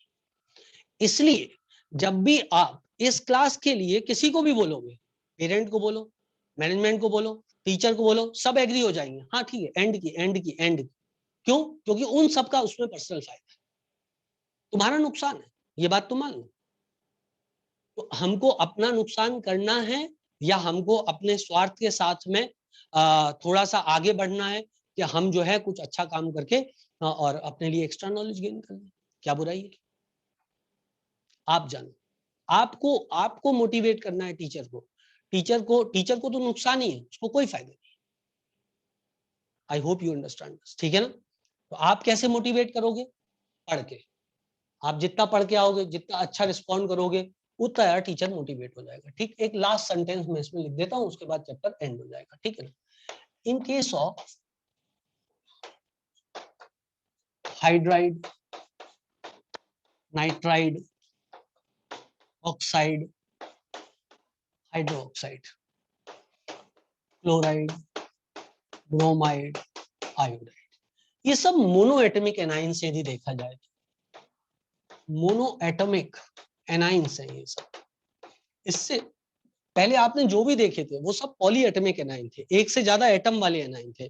किसी बच्चे को ये लग सकता है कि सर O2 नेगेटिव तो एक ही टाइप का एटम है, एक टाइप का एटम है लेकिन दो एटम है ना भाई, तो पॉली एटमिक हुआ ये। बोलो हो, ये पॉली एटमिक है। यदि कोई बोले हाँ हाइड्रोक्साइड, मुझसे गलती हुई, ये पॉली एटमिक है, ये यहाँ नहीं होना चाहिए, सॉरी, हाइड्रोक्साइड पिछले वाले में लिखना, मुझसे गलती हुई, मैंने उसको सुधार दिया। हाइड्रोक्साइड पिछले वाले में लिखना है क्योंकि हाइड्रोक्साइड पॉली एटमिक है, दो एटम से मिलकर बना। बोलो हो, हाँ ना बोलना पड़ेगा यार, हाँ ना बोलना पड़ेगा यार। बोलो मानते हो, मानते हो, मानते हो? जैसे ये है, ये O2 नेगेटिव दो एटम से मिलके बना, O2 नेगेटिव दो एटम से मिलके बना, तो ये एनाइन कैसा होगा? पॉली एटमिक होगा। O2 नेगेटिव नेगेटिव दो एटम से मिलके बना, ये पॉली एटमिक होगा। O3 नेगेटिव तीन एटम से मिलके बना, ये भी पॉली एटमिक होगा। क्या तुम्हें कुछ समझ में आ रहा है कि नहीं आ रहा है? कुछ आ रहा है समझ में? Very good. यदि आ गया समझ में तो आप मेरे इस बात का उत्तर देना, तो मैं बहुत खुश हो जाऊंगा। यदि मान लो मैंने यदि मैंने Mg2N3 लिख दिया, अब बताओ यहाँ पॉलीएटमिक एनाइन है कि मोनोएटमिक एनाइन है? यहाँ पॉलीएटमिक एनाइन है कि मोनोएटमिक एनाइन है? हाँ, यही तो कंफ्यूजन है बच्चों को। बच्चे बोल देते हैं पॉलीएटमिक एनाइन, ये पॉली नहीं है, ये मोनोएटमिक है। क्यों? इसको खोलो तो ये कैसा बनेगा? 2Mg, सॉरी, Mg3 था N2 था, सॉरी, Mg3 था N2 था। आप तभी पॉलीएटमिक ही बोलते हैं, मुझे पता है। अब क्या बोल रहे हो? अब पॉली बोल रहे हो कि मोनो बोल रहे हो? आप पॉली बोल रहे हो कि मोनो बोल रहे हो? अभी भी पॉली बोल रहे हो ना, मतलब आप झूठ नहीं बोलोगे ना। ये 3Mg++ होगा और ये होगा 2N नेगेटिव नेगेटिव नेगेटिव। अब बताओ N नेगेटिव नेगेटिव नेगेटिव कितने एटम से मिलकर बना है? दो एटम से, एक एटम से, कि तीन एटम से, कि पांच एटम से? एक ही एटम से मिलकर बना है, तो मोनोएटमिक हुआ। जितने भी ऑक्साइड हैं, नाइट्राइड हैं, फ्लोराइड्स हैं, जिसके एनाइन के गंजे पे, जिसका एनाइन सिंगल एनाइन हो, जब आप एनाइन क्रिएट करोगे ना तो वो खुद सिंगल होना चाहिए। जैसे कि आपने मान लो यहां लिख दिया NaO2 और मैंने आपसे पूछा बताओ ये पॉलीएटमिक है मोनोएटमिक है, तो आप क्या बोलोगे? आपसे किसी ने बोला NaO2 पॉलीएटमिक है मोनोएटमिक है, तो आप Na के गंजे पे तो 1 का ही चार्ज आएगा क्योंकि Na+1 ही होता है। O2 संयुक्त के गंजे पे एक नेगेटिव चार्ज आएगा, so this is O2 negative. तो O2 नेगेटिव मतलब दो एटम वाला एनाइन, और दो एटम वाला एनाइन मतलब पॉलीएटमिक एनाइन। समझा कि नहीं समझा? लेकिन मैंने आपकी आसानी के लिए क्या किया था, आसानी के लिए पॉली और मोनो बोले ही नहीं मैंने आपसे। आप याद करो जब शुरू में पढ़ाया तो पॉली मोनो बोला ही नहीं, मैंने तो आपको एग्जाम्पल लिख दिया क्योंकि एग्जाम में वही एग्जाम्पल आते, दूसरे आते ही नहीं। एग्जाम में क्या तीन स्टैंडर्ड एग्जाम्पल आने, अभी सुन लो आप। Nitrate, nitrate, sulphate, carbonate, bicarbonate, चार हो गए। ये चार स्टैंडर्ड एग्जाम्पल जो एग्जाम में आने वाले, ठीक है ना? लेकिन मैंने आपको ये जनरलाइज कर दिया क्योंकि ये एस ब्लॉक में बार बार आएगा, तो आप ये लाइन फटाफट याद कर लो, sulphate, carbonate, bicarbonate, hydroxide, ozonide, peroxide, superoxide, chromate, dichromate, जितने भी बड़े बड़े दिखाई दे रहे हैं ये सारे के सारे इनकी thermal stability down the group बढ़ेगी। और जो बच गए वो बचे नाइट्राइड, ऑक्साइड, फ्लोराइड, जिनके टकले पे एक एक नेगेटिव चार्ज, आपको बहुत सारे के टकले पे तो एक ही एक नेगेटिव चार्ज दिख रहा है, hydride, chloride, bromide, iodide, oxide, nitride, इसके टकले पे भले एक एक नेगेटिव चार्ज ना हो लेकिन है तो ये मोनोएटमिक ही। जैसे किसी ने लिख दिया sulphide, sulphide is a monoatomic A9. Correct है बेटा, आ गया सबको समझ में। इनके लिए thermal stability down the group बढ़ती है, इनके लिए thermal stability down the group घटती है, उल्टा बोल दिया।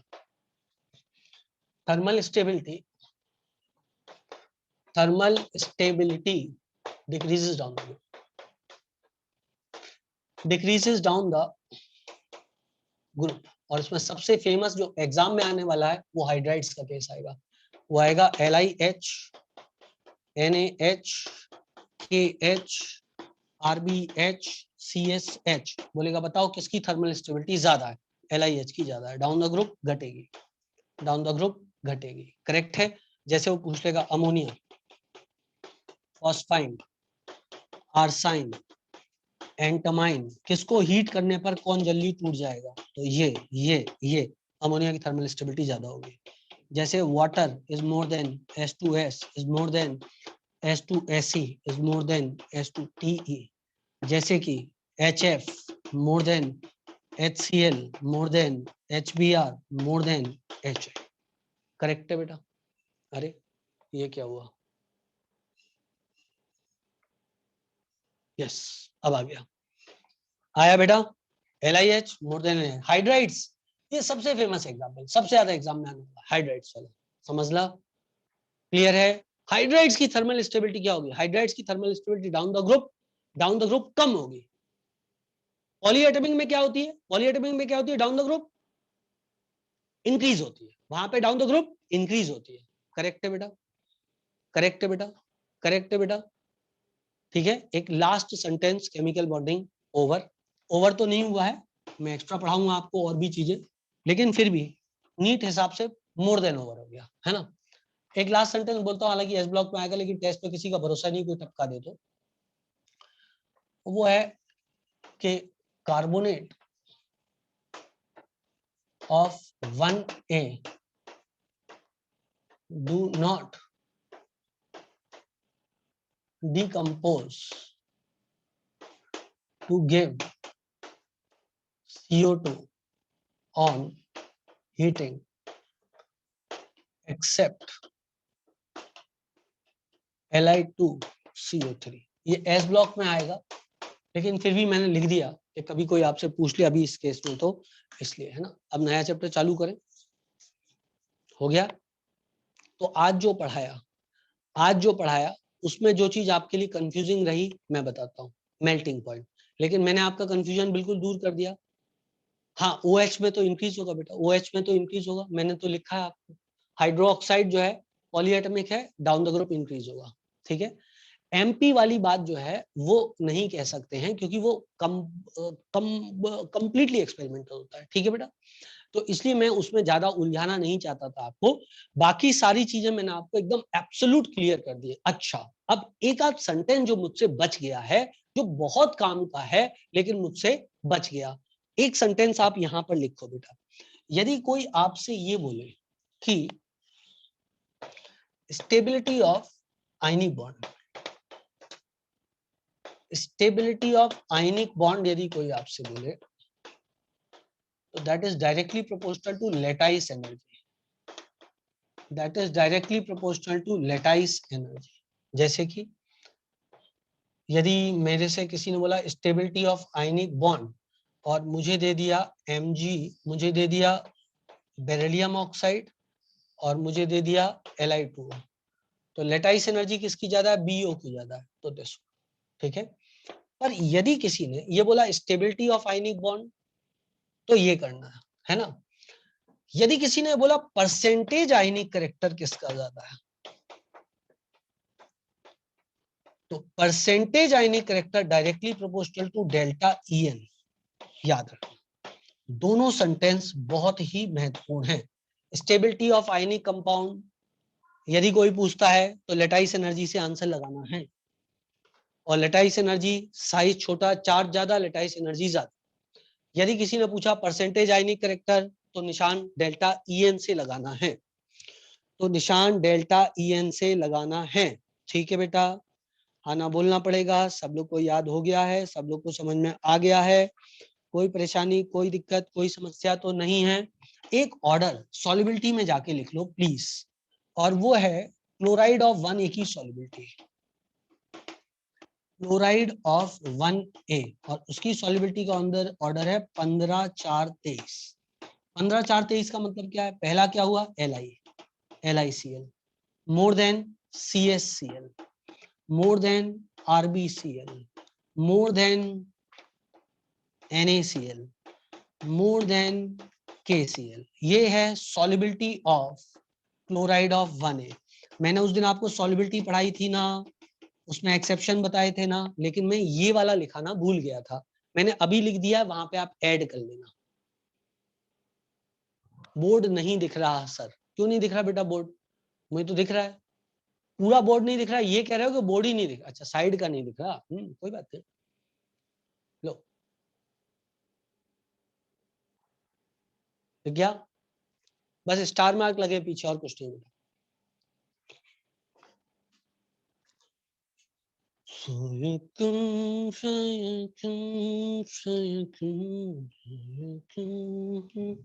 कुछ गड़बड़ तो नहीं हुई?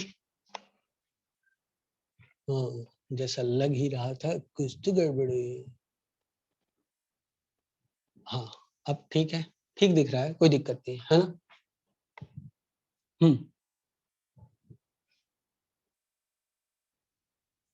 केमिकल बॉन्डिंग के मैं आपको क्वेश्चन कराऊंगा। डेल्टा EN क्या होता है? डेल्टा EN मतलब डिफरेंस ऑफ इलेक्ट्रोनेगेटिविटी बेटा, डिफरेंस ऑफ इलेक्ट्रोनेगेटिविटी।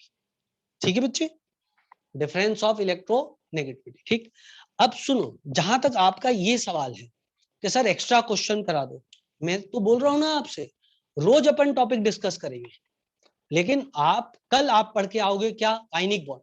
कल आप क्या पढ़ के आओगे? आयनिक बॉन्ड पूरा।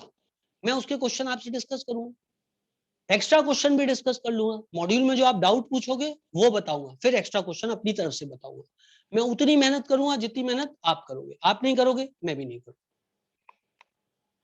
ठीक है ना? टाइम तो बेटा रात का ही रहेगा, और कौन सा टाइम आपको दूं?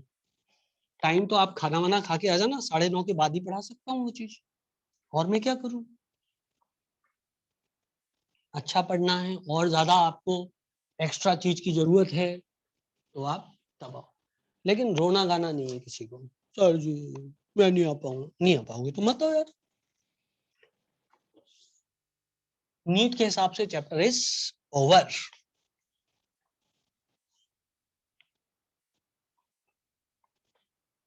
चलो, नए चैप्टर का नाम लिखो केमिकल इक्विलिब्रियम।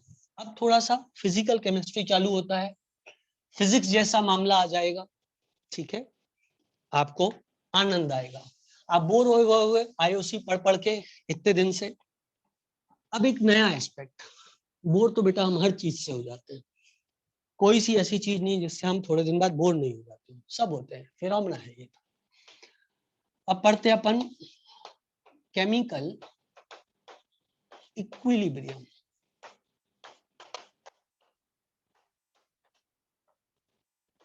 ठीक है,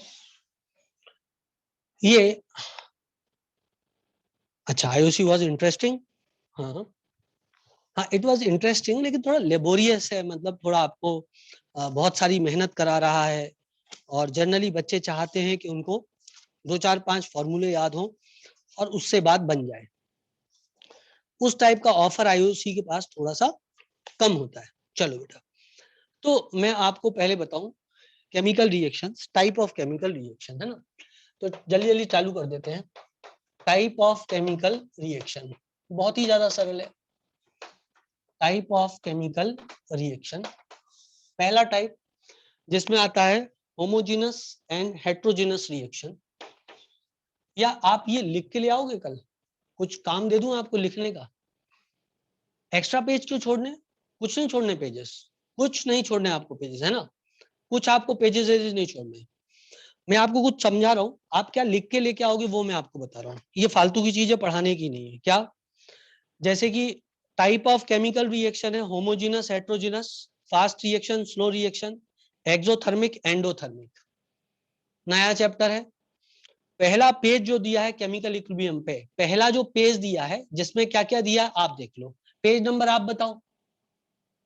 मेरे में तो 95 है, लेकिन आपके में 95 नहीं होगा, आपके में अलग होगा, 87 है आपके में, ठीक है। 87 पे चले जाओ, 87 89 कुछ ऐसा हुआ, ठीक है। तो आपको क्या क्या लिखना है, आपको लिखना है होमोजीनस रिएक्शन क्या होती है, कल मैं एक्सप्लेन कर देगा। होमोजीनस रिएक्शन, हेट्रोजीनस रिएक्शन, ठीक है, कोई नहीं है। होमोजीनस रिएक्शन मतलब सारे रिएक्टेंट प्रोडक्ट एक ही स्टेट में हो, मतलब जैसे कि N2 + 3H2 गिव्स मी 2 मोल अमोनिया, सब गैस है, ये भी गैस, ये भी गैस, ये भी गैस, तो ये होमोजेनस रिएक्शन कहलाएगी।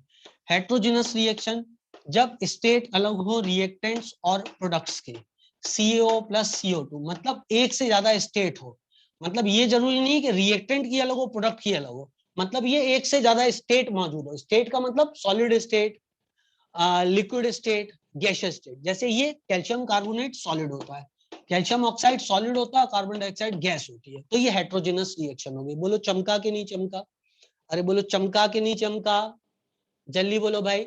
होमोजेनस का मतलब एक जैसा, सब लिक्विड लिक्विड, सब सॉलिड सॉलिड, सब गैस गैस, इसको बोल दिया अपन ने होमोजेनस। क्लियर है। वैसे सब सॉलिड सॉलिड होगी तो रिएक्शन नहीं होगी, समझ रहे हो आप मेरी बात को, सब सॉलिड सॉलिड होगी तो रिएक्शन होने का चांस बहुत ही कचरा, बहुत ही कचरा। मैं आपको धीरे धीरे ये बात बताऊंगा क्यों ऐसा मैं बोल रहा हूँ। जनरली क्या होता है, जनरली क्या होता है कि या तो लिक्विड होगा और सॉलिड होगा, या सॉलिड होगा और गैस होगा, है ना बेटा। सॉलिड सॉलिड होना बहुत ही मुश्किल है, बहुत ही रेयर बात है। तो आप बात को समझ गए, होमोजेनस क्या हेट्रोजेनस क्या, हाँ ना बोलना पड़ेगा। सबसे पहले बताओ, सब लोग समझ गया होमोजेनस क्या हेट्रोजेनस क्या है।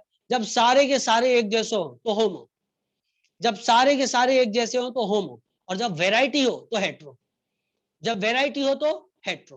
करेक्ट है, करेक्ट है। कोई ये कंफ्यूजन मत पालना कि रिएक्टेंट अलग स्टेट में प्रोडक्ट अलग स्टेट में तो हेट्रो, बिल्कुल भी नहीं। रिएक्टेंट प्रोडक्ट कोई भी किसी भी स्टेट में हो, मतलब कोई भी, मतलब रिएक्टेंट प्रोडक्ट किसी भी स्टेट में हो, लेकिन एक से ज्यादा स्टेट में होनी चाहिए बस। चाहे फिर प्रोडक्ट में 2 स्टेट हो जाए, चाहे रिएक्टेंट में 2 स्टेट हो जाए, चाहे रिएक्टेंट और प्रोडक्ट में एक एक अलग स्टेट हो जाए, तो जो भी हो जाए, लेकिन हेट्रो मतलब अलग होना। आ गया सबको समझ में, आना बोलना पड़ेगा यार, जल्दी बोल दो। होमोजीनस और हेट्रोजीनस सबको समझ में आ गया, 50 बच्चे बोल दो हाँ। आ गया बेटा, कोई दिक्कत तो नहीं। अब एक सड़ी सी बात दी है, स्लो रिएक्शन फास्ट रिएक्शन। अरे भैया जो रिएक्शन बहुत ज्यादा फास्ट होती है उन्हें फास्ट रिएक्शन बोलते हैं, और जो रिलेटिवली स्लो होती है उन्हें स्लो रिएक्शन बोलते हैं। केमिकल काइनेटिक्स में मॉडरेट रिएक्शंस भी पढ़ेंगे। फास्ट रिएक्शन कौन सी होती है, generally neutralisation reaction, strong acid strong base के साथ रिएक्ट करता है, फास्ट रिएक्शन है। सॉल्ट में एनाइन एनाइन और कैटाइन की आपस में रिएक्शन होकर के कोई आयनिक कंपाउंड बनता है, वेरी फास्ट रिएक्शन है। Ionic reactions are very fast. Slow reactions कौन सी होती हैं, कोई भी हो सकती है बेटा स्लो रिएक्शन, ये मैंने आपको फास्ट वाली बता दी। इसके अलावा बहुत सारी रिएक्शन हो सकती है, स्लो हो सकती है। कैल्शियम कार्बोनेट को गर्म किया, rusting of the iron is very very slow reaction. ठीक है बेटा। चैप्टर केमिकल काइनेटिक्स जब आएगा 12th क्लास में, तो रिएक्शन के रेट को हम 3 भाग में बांटेंगे। एक होगा स्लो मतलब वेरी स्लो, एक होगा वेरी फास्ट, और तीसरा होगा मॉडरेट रिएक्शन। हमारे काम की कौन सी रिएक्शन होती है, हमारे काम की कौन सी रिएक्शन होती है ज्यादा, मॉडरेट वाली। क्लियर है बेटा इतनी बात, हाँ 9th-10th में आपने पढ़ा था, बहुत बढ़िया, मुबारक हो।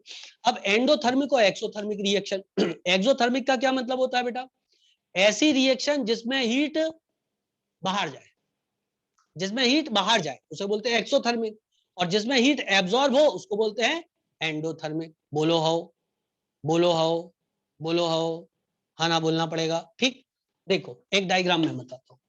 जैसे मान लो बेटा ये एनर्जी है, ये एनर्जी का है, और ये है प्रोग्रेस ऑफ रिएक्शन।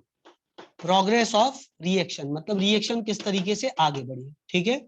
ये मान लो रिएक्टेंट है और ये मान लो प्रोडक्ट है, this is reactant and this is product.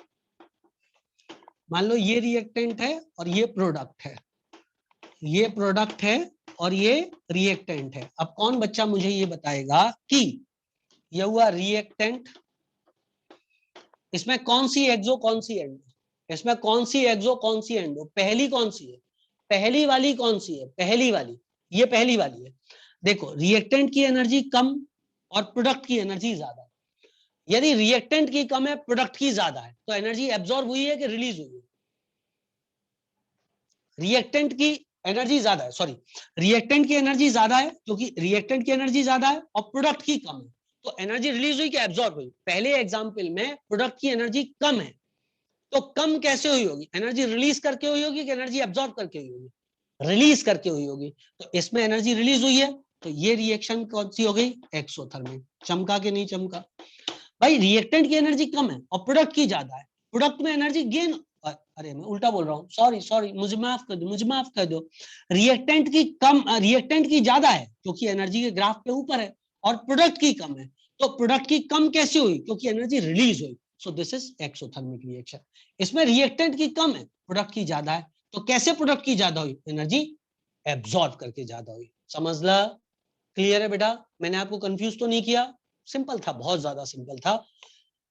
यहां पर एनर्जी ज्यादा थी, यहां पर कम है, यदि शुरू में ज्यादा थी बाद में कम है मतलब एनर्जी रिलीज हुई है, शुरू में कम थी बाद में ज्यादा है मतलब एनर्जी एब्जॉर्ब हुई है। तो सबको समझ में आ गया, बोलो बेटा, शुरू में कम थी बाद में ज्यादा मतलब, शुरू में कम थी बाद में ज्यादा मतलब कौन सी हुई, शुरू में कम बाद में ज्यादा मतलब कौन सी हुई, बोल दो बेटा, शुरू में कम बाद में ज्यादा कौन सी, एंडो क्या एक्सो, शुरू में कम बाद में ज्यादा, बाद में ज्यादा मतलब एनर्जी खाई मतलब एंडो, एनर्जी ली तभी तो ज्यादा हुई। शुरू में ज्यादा बाद में कम, शुरू में ज्यादा बाद में कम, 100, ऐसे सोचो, शुरू में कम बाद में ज्यादा, ऊपर गए एब्जॉर्ब करके गए, नीचे से ऊपर गए एनर्जी एब्जॉर्ब करके गए, शुरू में ज्यादा बाद में कम, नीचे आए एनर्जी रिलीज करके आए, बस बेटा इतना बहुत है, ठीक है। अब आप इसको लिख लेना अपनी कॉपी पे स्वयं। अब मैं आपको बताता हूं, एक होती है रिवर्सिबल रिएक्शन और एक होती है इररिवर्सिबल रिएक्शन, ये मैं आपको समझाता हूं, लिखना आपको है, आप लिख लाओगे ना इसको, अरे ये क्या कर रहा हूं मैं, जितना मैंने आपको लिखने के लिए बोला है एक पेज लिख लाओगे ना। अब सुनो, बहुत काम की, बहुत अच्छी, बहुत खूबसूरत, सुंदर सुंदर बातें मैं आपको बताया था।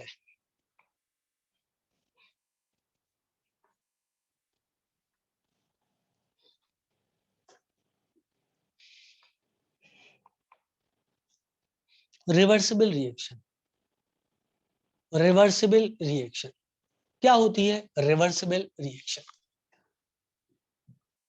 ऐसी रिएक्शन जो कंप्लीशन पे ना जाए,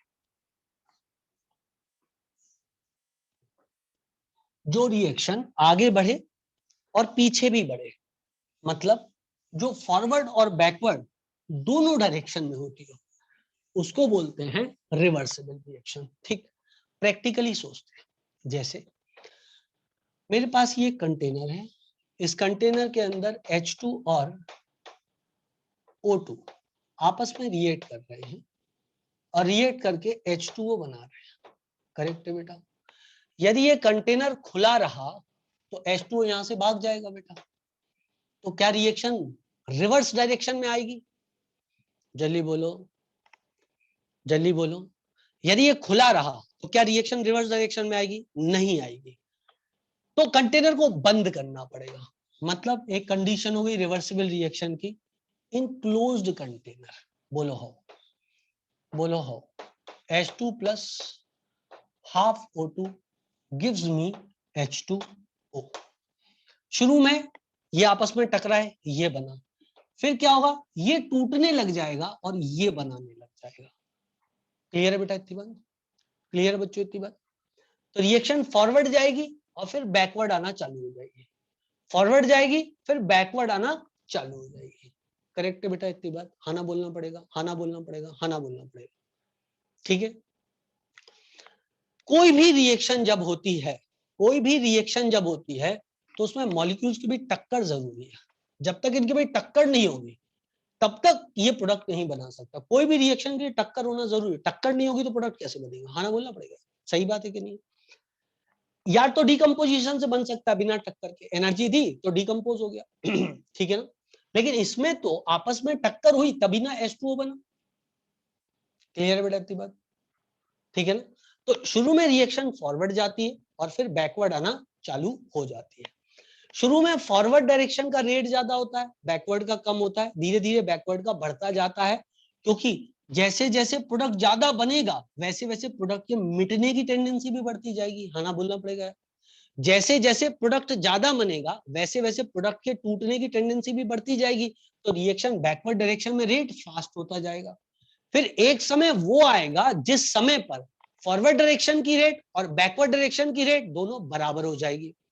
इसका मतलब जितना ये बन रहा है उतना ही ये टूट रहा है। बोलो बेटा, बोलो बेटा। शुरुआती रूप में मैंने आपसे क्या बोला? ठीक है बेटा, तो मैं क्या बोलूंगा? Process occurs both in forward and backward direction. Process occurs both in forward and backward direction. Clear है बेटा? एक समय आता है जब इस रिएक्शन में इक्विलिब्रियम एस्टैब्लिश हो जाता है, उस समय rate of forward reaction is equals to rate of backward reaction. समझे आप मेरी बात को? क्या आपको मेरी बात समझ में आई है कि नहीं आई है? जल्दी बताओ। इसमें मैं आपको एक बात बोलता हूं, मैं बोलूं the reactant never go to completion, the reactant are never completely destroyed, the reactants are never completely destroyed. Reactant कभी भी कंप्लीटली डिस्ट्रॉय नहीं होते। क्या मानते हो इस बात को? बेटा रिवर्सिबल है, तो रिवर्सिबल का मतलब क्या हुआ कि कुछ तो ये वापस से बनाएगा ना, पूरा ना भी बनाए तो वापस से कुछ तो बनाएगा ना। बनाएगा कि नहीं बनाएगा? बनाएगा कि नहीं बनाएगा? बनाएगा कि नहीं बनाएगा? क्लियर है बेटा इतनी बात? क्लियर है बेटा इतनी बात? तो बैकवर्ड आएगी रिएक्शन। ठीक है ना? तो कभी भी कंप्लीशन नहीं होता है, कभी भी कंप्लीशन नहीं होता है। ठीक है ना? इक्विलिब्रियम अटेन हो जाता है एक समय के बाद। Time at which the rate of forward reaction becomes equal to rate of backward reaction, उस समय इक्विलिब्रियम आ जाता हैगा। उस समय इक्विलिब्रियम आ जाता हैगा। बोलो बात समझ में आ रही हैंगी? बोलो बात समझ में आ रही हैंगी? आ रही हैंगी? अच्छा एक बात समझते हैं। मैं देखूं मेरे पास समय है कि नहीं है। शायद समय नहीं है। समय ऑलमोस्ट ऑलमोस्ट खत्म हो गया है, इसलिए मैं कुछ ज्यादा कुछ कर नहीं पाऊंगा।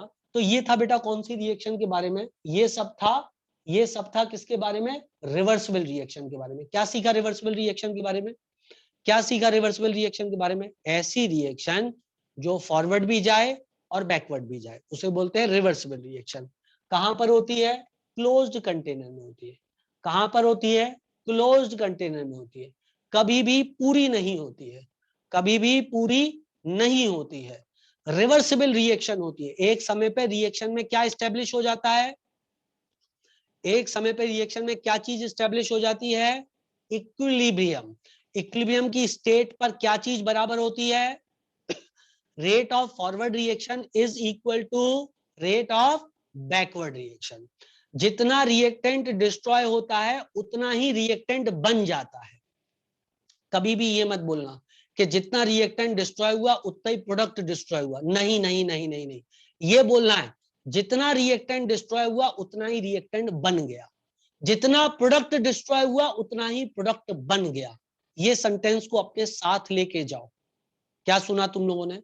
इक्विलिब्रियम पर जितना रिएक्टेंट टूटता है उतना ही रिएक्टेंट बनता है, जितना प्रोडक्ट टूटता है उतना ही प्रोडक्ट बनता है। नेवर से जितना रिएक्टेंट टूटा उतना ही प्रोडक्ट टूटा, नहीं, ये कतई जरूरी नहीं है।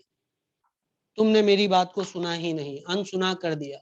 सुना कि नहीं सुना? रागनी ने पूछा व्हाट इज इक्विलिब्रियम। कल समझाएंगे रागनी क्या होता है इक्विलिब्रियम। वैसे अभी आज के लिए आपको अच्छी नींद आए इसके लिए, जब रेट ऑफ फॉरवर्ड और बैकवर्ड रिएक्शन दोनों बराबर हो जाए तो उसको केमिकल इक्विलिब्रियम बोलते हैं। लेकिन उसकी फील क्या है वो मैं कल समझाऊंगा, आज समय नहीं है बेटा। ठीक है? Tata bye bye, see you. स्वस्थ रहें, मस्त रहें, खुश रहें और प्लीज मेहनत करते रहें। ठीक है?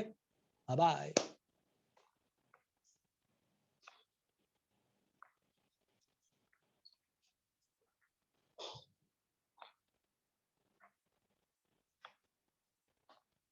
बाय बच्चों।